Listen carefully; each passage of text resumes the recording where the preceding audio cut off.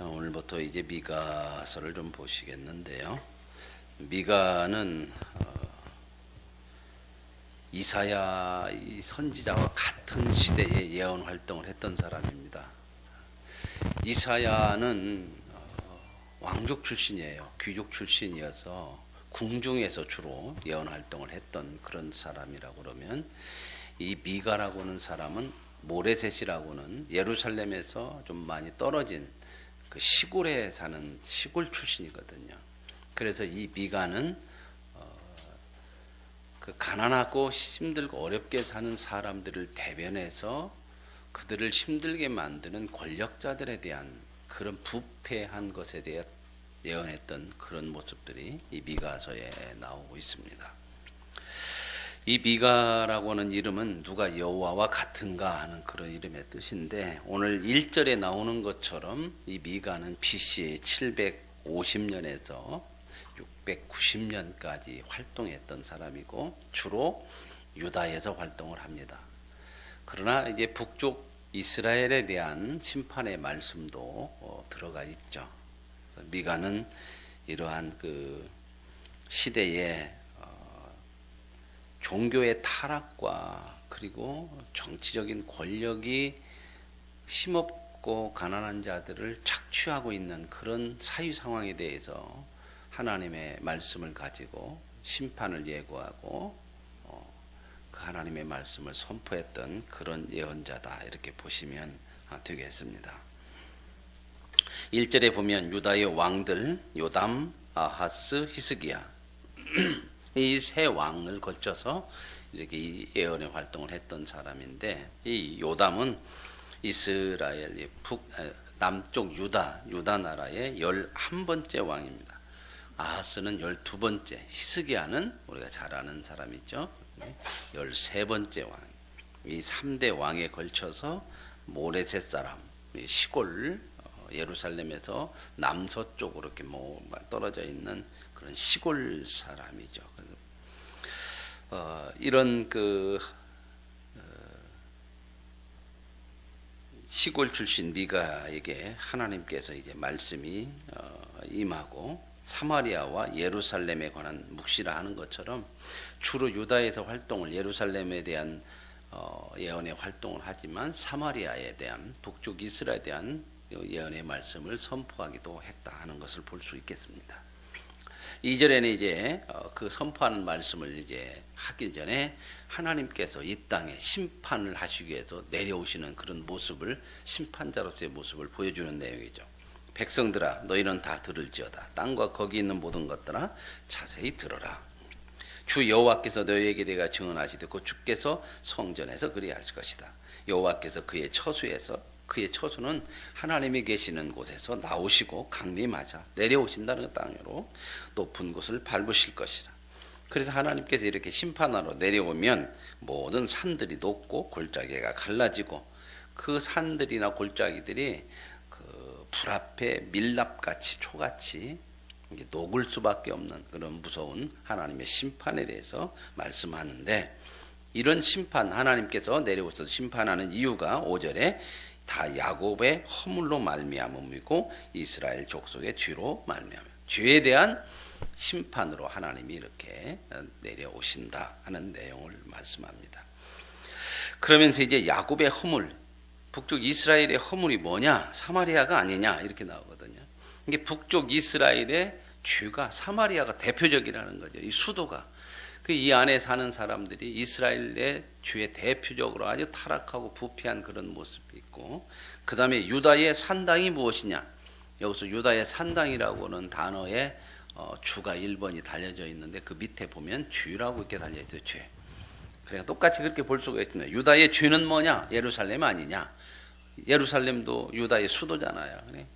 정말 중심이 되어야 될 그런 도시들이 오히려 더 타락하고 부패한, 그것으로 인해서 하나님께서 심판하시겠다 하는 말씀을 하시는 거죠. 유다의 산당을 죄라고 이렇게 줄을 달아놓은 것은 이런 산당에서 우상을 섬기고 하나님이 원하시지 않는 일들을 행했던 그런 모습이기 때문에 그런 산당을 죄로 이렇게 동격으로 보고 있습니다. 이러므로 내가 사마리아를 들의 무더기 같게 하고 포도심을 동산 같게 할 것이다. 이게 사마리아는 북쪽 이스라엘의 수도인데 그냥 다 허물어 버려 가지고 돌무더기 쌓는 것처럼 그렇게 만들어 놓겠다 하는 거죠. 하나님께서 그 심판을 하시겠다는 겁니다. 그리고 그들이 그곳에서 섬기는 우상들을 다 부서지고 음행의 값은 다 불살라지고, 그 음행의 값이라는 우상을 섬기다 보니까 이 사람들이 우상을 섬기는 그 종교 행위들을 하는 거거든요. 이 가나안 사람들의 우상들은 그 신전에 꼭 그 창기들이 있어요. 창기. 신전 사제들이 이런 일을 하는, 남창과 여창이 있어서 그 제사 지내러 오는 사람들과 이런 음행을 하는 거예요. 그래서 이제 그것이 신을 섬기는 어떤 하나의 예식이라고 생각하고, 그런 성적인 그런 음행을 통해서 이렇게 생산을 하게 된다고는, 그래서 그게 이제 하나의 예식으로 이렇게 행했던 그런 모습들. 그래서 이제 하나님께서 그런 것들을 다 부수겠다. 그래서 그 목상들을 다 깨트리려니 그가 기생의 값으로 모았던, 그런 우상을 세우는 것은 기생의 값이라고 하는 것은 그 안에 있는 성전 장기들, 이런 사람들의 음행을 통해서 사람들이 이제 돈을 낼 거 아니에요. 와서 제사, 그런 돈으로 유지하고 우상을 만들었던 이런 모든 것들을 다 깨트려 부수겠다는 거죠. 오늘 우리가 이 시대를 살아가면서 우리의 믿음에도 참 이런 세상을 엄란하게 섬기는 이런 음행을, 우상을 섬기는 모습이 있으면 안 된다는 겁니다. 하나님 앞에 나올 때에 이 세상을 섬기는 모습을 가지고 나와서 그냥 하나님 앞에 뭐 좀 드리고 내가 행했던 그런 죄는 회개하지 않고 그냥 복이나 얻으려고 그러고, 내가 하나님 앞에 뭘 드린 것으로 내가 지금까지 죄졌던 것을 무마시키려고 하는 그러한 모습이라면 우리의 신앙도 하나님을 우상처럼 섬기는 것밖에 될 수가 없다 하는 거죠. 그러므로 이제 기생의 값으로 모았으니 그것이 기생의 값으로 돌아가리라. 이 말은 뭔 말이에요?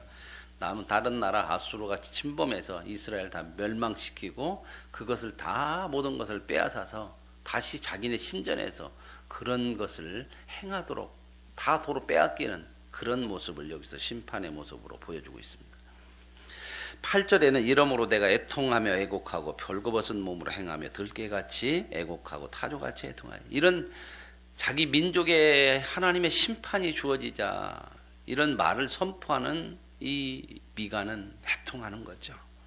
자기 민족이 하나님 앞에서 바로 서야 되는데 이런 심판을 받아서 망하게 된다고는 말을 선포할 때마다 얼마나 참 힘들고 어렵겠습니까? 그 마음이죠.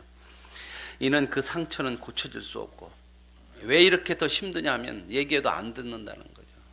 돌이켜지질 않고 회개를 않고, 회개해서 고쳐져야 되는데 고쳐질 수도 없고, 그것이 이제 결국 북쪽에서 일어났던 이런 타락이 유다까지도 미쳐서 남북 나라 전체가 다 이렇게 타락하는 그런 모습. 우리가 참 선한 영향력을 끼치면 참 끼쳐야 될 필요성이 있어요. 이 죄라고 하는 것이나 이 선이라는 것이 자꾸 영향력이 있거든요. 그래서 죄가 커지면 죄의 영향력을 사람들이 많이 받아요. 주변의 사람들이 다 이웃집 가운데. 교회 안에도 선한 영향력들이 참 많아야 돼요. 그래서 교회의 그 직분자들은 이런 선한 영향력을 끼칠 수 있는 믿음의 모델들이 돼야 돼요. 하나님께서 이걸 허락하시는 거거든요.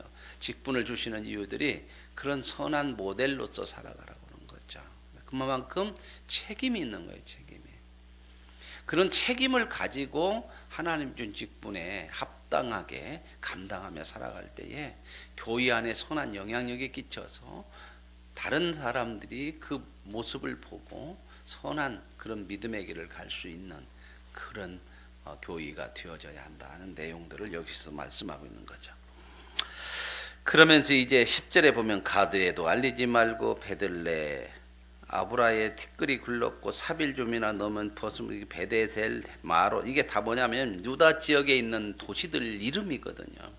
뭐냐면 다 이제 이런 나라가 망하니까 이런 도시 하나하나가 다 부끄러움을 당하고 수치를 당하고 적에게 침범을 받고 포로로 끌려가고 이런 일들이 일어날 것이다.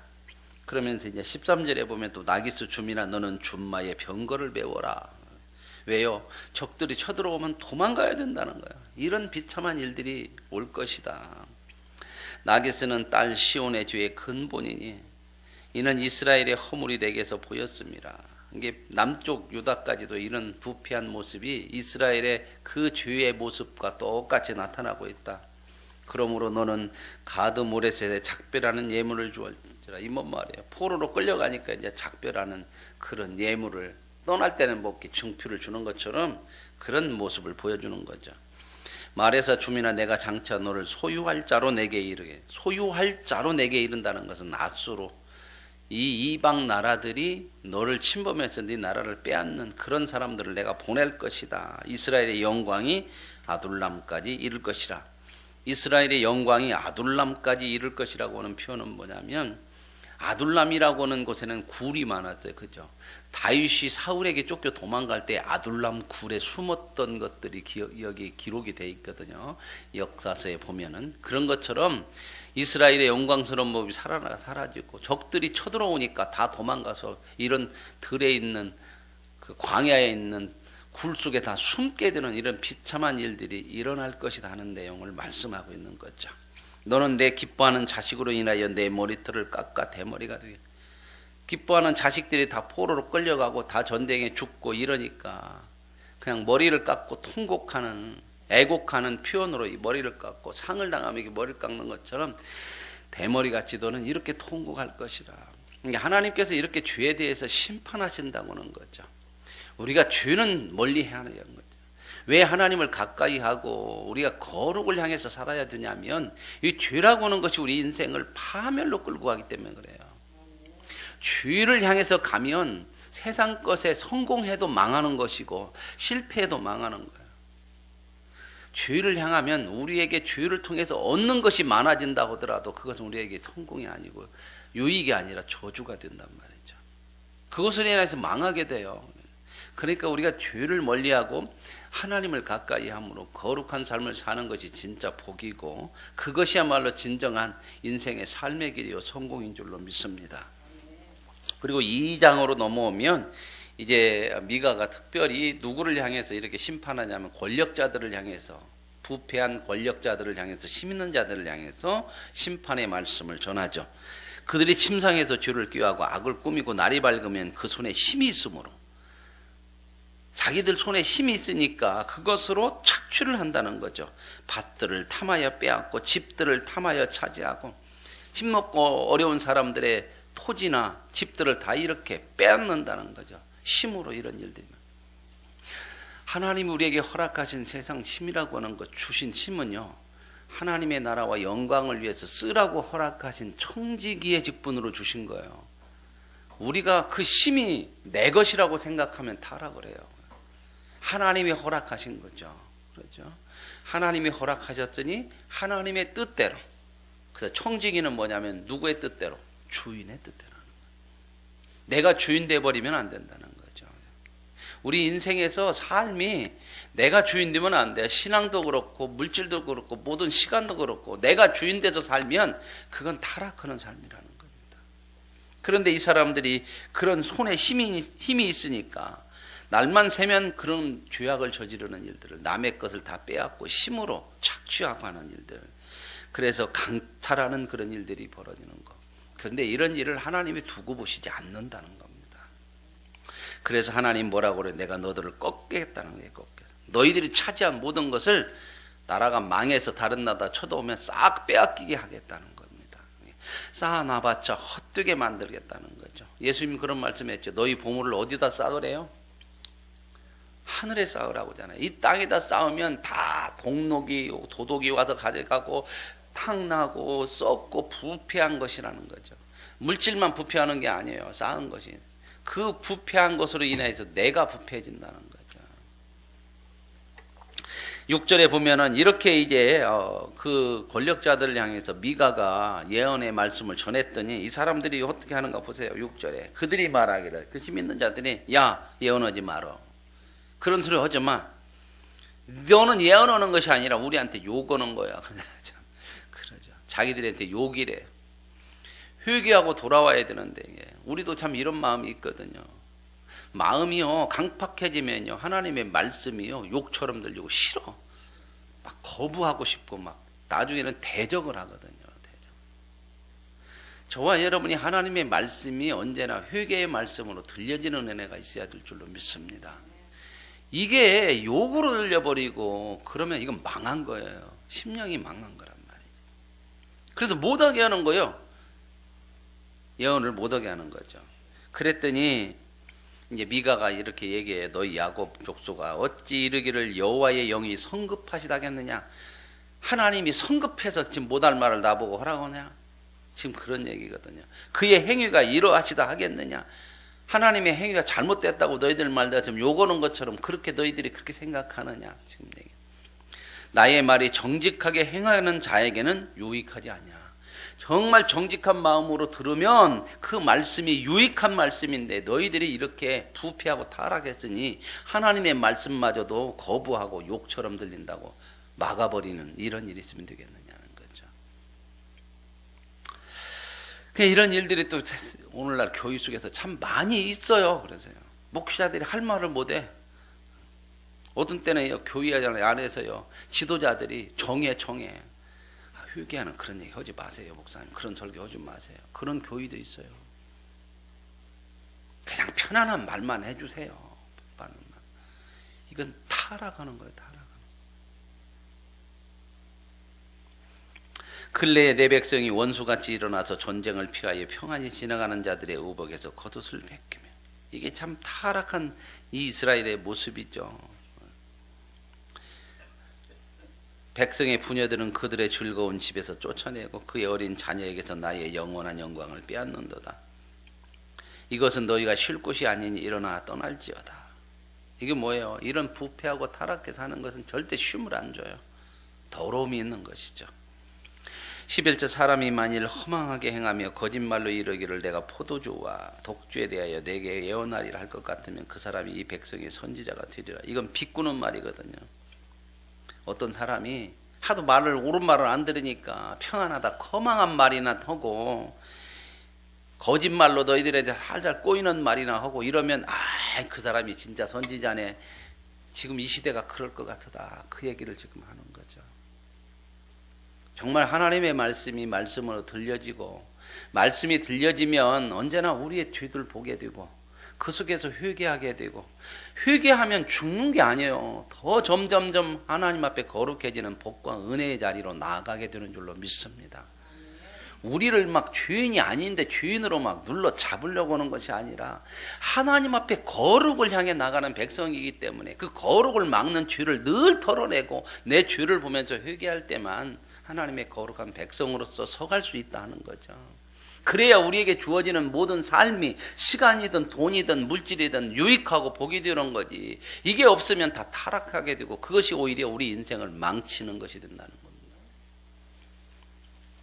이렇게 이제 하나님께서 미가를 통해서 타락한 이 권력자들 향해 비난하고 책망하고 선포하지만 12절 13절에는 또 이렇게 말씀을 해요. 야곱아 내가 반드시 너희 무리를 다 모아 다시 돌아오게 하리라. 양떼같이. 그래서 내가 길을 열어주고 지도자를 앞에 세워서 너희들이 따라가게 하는데 천두에 누가 서냐? 내가 선다. 하나님이 선대요.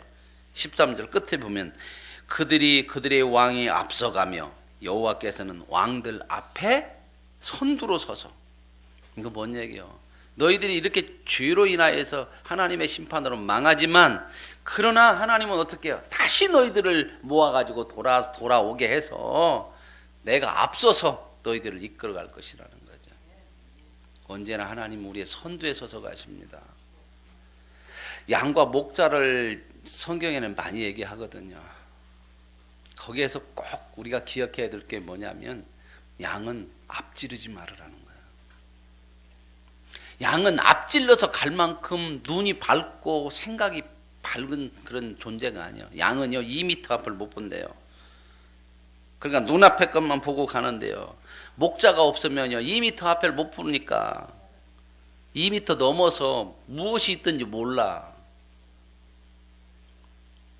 오늘 저와 여러분이 왜 목자 되신 주님을 따라가야 되나 이 말씀을 하냐면 죄로 인해서 우리가 다 생각 생각과 이성이 다 이게 다 오염돼서 그래요.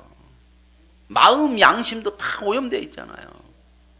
그렇기 때문에 우리 생각과 우리 판단, 우리 이성으로 가면 앞을 못 보는데도 그냥 가게 되는 멸망의 일로. 그래서 항상 하나님을 따라가라는 거죠. 양과 목자라고 하는 개념이 그거예요. 우리가 해야 될 것은 내가 길을 정하는 것이 아니라 하나님이 정하신 그 길을 따라가는 일에 열심을 내고 우리의 마음 중심을 두고 살아가야 되는 것이 삶이에요. 어떻게 살까가 고민 아니에요. 그죠? 어떻게 살까는 이미 하나님이 정해 주셨어. 하나님의 말씀을 따라서 하나님의 뜻을 따라서 가는 거예요. 중요한 건 뭐예요? 내가 그 길을 갈 거냐 안 갈 거냐 이 말이거든요. 내 생각 내 판단으로 사는 것이 아니고 물질이든 시간이든 저와 여러분의 인생에 하나님이 정해 주신 길이 있잖아요. 이렇게 해라. 물질 가지고 욕심내지 마. 그것으로 전부 내가 내 인생을 살려고 하지 말고 그걸 가지고 하나님이 원하시는 뜻대로 써라. 이게 그 말씀이란 말이죠. 그러면 이제 우리에게 이제 물질로 보는 목적이나 시간을 어떻게 해야 되는 것이나 내 인생을 어떻게 하고 가정을 어떻게 세워가 이게 다 말씀 앞에서 이미 나와 있는 거거든요. 룻기에서 나오는 것처럼 우리의 가정들은 어떻게 해요? 영적인 기업을 이어갈 수 있어야 되는 거예요. 영적 기업 무르기 이게 우리의 인생의 목표가 되어야 된단 말입니다. 근데 이건 없어지고 어떻게 하면 잘 먹고 잘 사냐. 내 자식에게도 무엇만 관심이 있어요. 세상에서 얼마만큼 성공하는 자식으로 키우냐. 이것만 관심 있는데 이게 얼마나 잘못된 거냐 그 말씀을 하는 거예요. 정해 있어요. 길을 정하지 말고 정한 길을 가기 위해서 너의 삶을 하나님 앞에 드리라는 거죠. 오늘 여기서도 보면 하나님이 선두로 간대. 선두라는 것은 누구예요? 왕도 이제 백성이 이렇게 포로에서 나올 때 이제 왕이 나오고 그 다음에 뒤에 지도자가 있고 그 다음에 백성이 따를 거 아니요. 그러나 지도자도 있고 왕도 있지만 그 앞에는 누가 있어요? 제일 선두에는 하나님이 있어요. 지도자든 왕이든 백성이든 전부 누구의 뒤를 따라가야 되냐면 하나님이라는 겁니다. 세상이 아니에요. 그래서 오늘 저와 여러분이 오늘 미가를 통해서 주시는 말씀을 붙드시고 저와 여러분의 인생에도 앞서서 선두로 가시는 하나님을 바라보고 따라가는 그 삶을 통해서 가장 복되고 거룩한 하나님의 백성으로서의 은혜를 누리며 살아갈 수 있기를 원합니다. 하나님 아버지 감사합니다. 오늘 미가를 통하여서 북쪽 이스라엘과 남쪽 유다가 타락하고 특별히 힘이 있는 자들이 더 타락해서 힘없는 자들을 착취하고 그들의 것을 빼앗고 그러면서 그들이 점점 쌓아놓는 것이 그들에게 유익이 아니라 파멸이 되는 것을 말씀해 주시니 오늘 우리가 하나님의 말씀을 듣게 하시고 언제나 선두로 가시는 하나님을 따라가는 믿음의 사람들이 되게 하옵소서. 예수님의 이름으로 기도합니다. 아멘.